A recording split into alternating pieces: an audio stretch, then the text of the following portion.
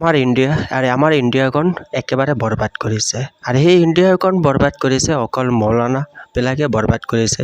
মুস্তাফা কামাল আজাদে কৈছিলে আমাৰ ইণ্ডিয়াখন একেবাৰে বৰবাদ কৰি পেলাইছে মৌলানাবিলাকে আৰু সেই ইণ্ডিয়াক ইমানে তলত লৈ যাব বিচাৰি আছিলে আৰু এনেকৈ তলত লৈ গৈছে আমাৰ মৌলানাবিলাকে।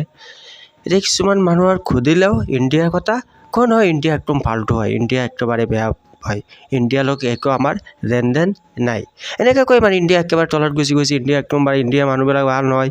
বা এইটো কিহৰ কাৰণে, এইটো কিবা এটা কাৰণ আছে না বাৰু। ইণ্ডিয়াটো ইমান তলত, মানুহে সন্মান যেনেকৈ আমাৰ ইণ্ডিয়াৰো আমি এনেকৈ সন্মান পাব লাগিছিল, সেই সন্মানটো আমাৰ মাজত নাই।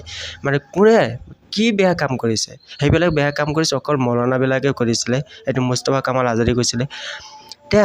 মই এইটোৱে ক'ম আৰু মৌলানাবিলাকে এনেকৈ বৰবাদ কৰিছে আৰু এনেকৈ তলত লৈ যাব বিচাৰি আছে আৰু তলত লৈ গৈছে, সেইটো মানে একেবাৰে ফাল্টু হয় মৌলানাবিলাকে।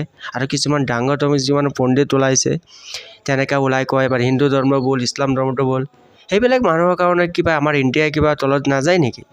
আৰু আমাৰ ইণ্ডিয়াত যে আমাৰ হিন্দু মুছলমান এনেকুৱা মিল, যেনেকৈ আমাৰ এটা ভাল পোৱা এটা মৰম আছিলে, সেই মৰমটো আমাৰ হাতৰ পৰা আজিকালি কি হ'ল, আঁতৰি গুচি গ'ল। মানে এইবিলাক কিছুমান পণ্ডিত, তেনেকৈ ডাঙৰ কিছুমান পণ্ডিতৰ কাৰণে এইটো হয় নেকি? এইটো তলত যাব পাৰে না নোৱাৰে? আপোনালোকে মোৰ কমেণ্ট বক্সত জনাব।